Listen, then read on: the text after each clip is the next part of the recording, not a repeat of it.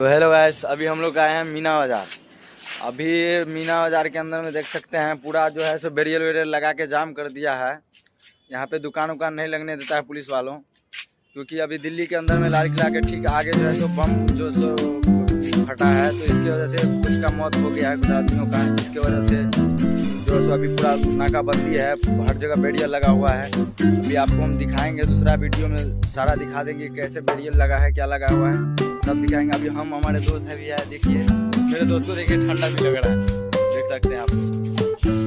अभी हम दिल्ली के चोर बाज़ार में हैं, जो कि जमा मस्जिद के पास पड़ता है, जमा मस्जिद 2 नंबर गेट के पास। और ये हो गया आपको नेपाली मार्केट, अभी फिलहाल बंद है ये। आगे कल सुबह हम आप लोग को दिखा सकते हैं ये इसके अंदर क्या क्या मिलता है। ये इसके अंदर आपको ठंडी का कपड़े वगैरह मिलता है, जैकेट वगैरह यही सब मिलता है।